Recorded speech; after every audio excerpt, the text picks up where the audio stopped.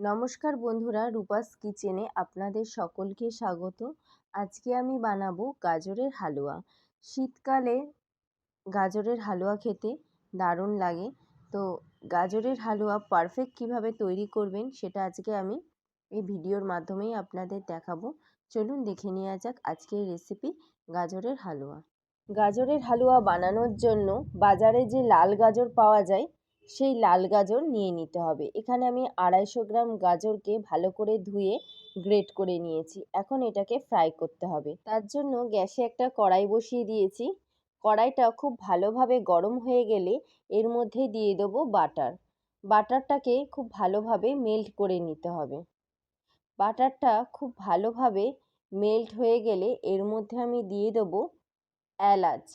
এখানে আমি 7 থেকে 8টা এলাচ ভালো করে হামালদিস্তায় থেতো করে নিয়েছি।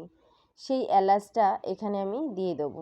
আপনারা চাইলে এলাচ গুঁড়োও ব্যবহার করতে পারেন।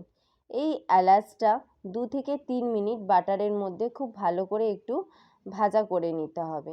তারপর গ্রেট করে রাখা গাজরটা এর মধ্যে দিয়ে গ্যাসের ফ্লেমটা মিডিয়াম করে দেবো। মিডিয়াম করে খুব ভালোভাবে নাড়াচাড়া করে নিতে হবে যতক্ষণ না গাজরের কালারটা চেঞ্জ হয়ে যাচ্ছে।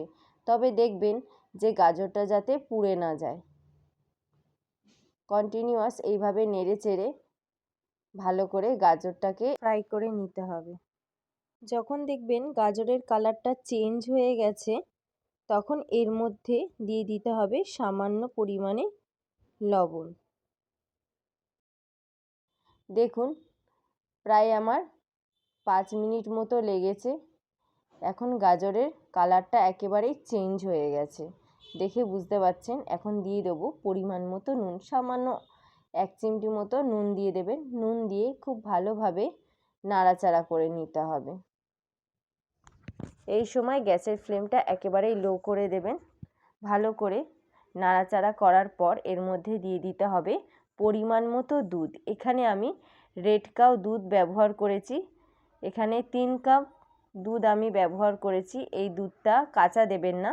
আমি আগে থেকে দুধটাকে জাল দিয়ে রেখেছিলাম, জাল দিয়ে ঠান্ডা করে রেখেছি। 250 গাজরের জন্য এখানে আমি 3 কাপ দুধ ব্যবহার করেছি। এখন খুব ভালো করে নাড়াচাড়া করে ঢাকা দিয়ে রেখে দেবো 5 মিনিটের জন্য, যাতে গাজরটা সিদ্ধ হয়ে যায়। 5 মিনিট বাদে আমি ফিরে এলাম। এখানে আমার গাজরটা দেখুন খুব ভালোভাবে সিদ্ধ হয়ে গেছে। দেখুন, দেখলেই বুঝতে পারবেন খুব ভালোভাবে গাজরটা সিদ্ধ হয়ে গেছে। এখন দিয়ে দিতে হবে পরিমাণ মতো চিনি। এখানে 150 চিনি ব্যবহার করেছি। 250 গাজরের জন্য 150 চিনি ব্যবহার করতে হবে। খুব ভালোভাবে নাড়াচাড়া করে নেব। চিনির থেকে যে জলটা বেরোবে তার জন্য গ্যাসের ফ্লেমটা হাইতে রেখে কন্টিনিউয়াস নেড়ে যেতে হবে যতক্ষণ না দুধটা শুকিয়ে যাচ্ছে। দেখুন অনেকটাই দুধ শুকিয়ে গেছে। এখনও কন্টিনিউয়াস নেড়ে যেতে হবে।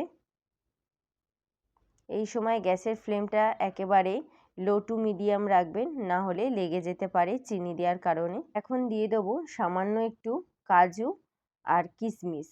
আপনারা এটা পরেও ব্যবহার করতে পারেন ভাজা করে। আমি এখন একটু দিলাম, আবার পরেও আমি ব্যবহার করব। তো কাজু কিশমিশটা দেওয়ার পর আবারও খুব ভালো করে কন্টিনিউয়াস নেড়ে যেতে হবে। দেখুন এখানে আমার গাজরের হালুয়া অনেকটাই জল শুকিয়ে গেছে। এখনও কন্টিনিউয়াস নেড়ে যেতে হবে। এই সময় গ্যাসের ফ্লেমটা লো করেই নাড়বেন।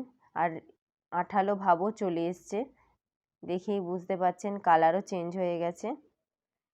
এখন আমি একটু ঘিয়ের মধ্যে কাজু কিশমিশটাকে ভেজে নেব। তার জন্য তড়কা প্যান নিয়ে নিয়েছি আর নিয়ে নেব সামান্য পরিমাণে ঘি। কেউ যদি ঘি খেতে পছন্দ না করেন সেই জায়গায় আপনারা বাটারও ইউজ করতে পারেন। এখন কাজু কিশমিশটা দিয়ে হালকা করে ভেজে নেব। আপনারা আগে কাজু কিশমিশ না দিয়ে এরকম ভেজেও ব্যবহার করতে পারেন, তাতে টেস্টটা খুব ভালো আসে। এখানে আমার কাজু কিশমিশটা ভাজা হয়ে গেছে।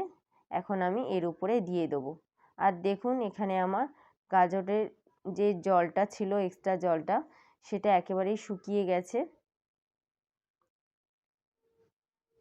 এটা দিয়ে খুব ভালোভাবে নাড়াচাড়া করে নিতে হবে প্রায় 2 থেকে 3 মিনিট মতন।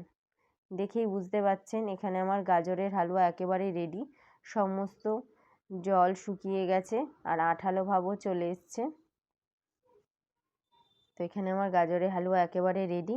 যদি রেসিপিটা ভালো লাগে অবশ্যই একটা লাইক, শেয়ার আর কমেন্ট করতে ভুলবেন না। আমার চ্যানেলে নতুন বন্ধু হয়ে থাকলে অবশ্যই চ্যানেলটিকে সাবস্ক্রাইব করে পাশে থাকার অনুরোধ রইল।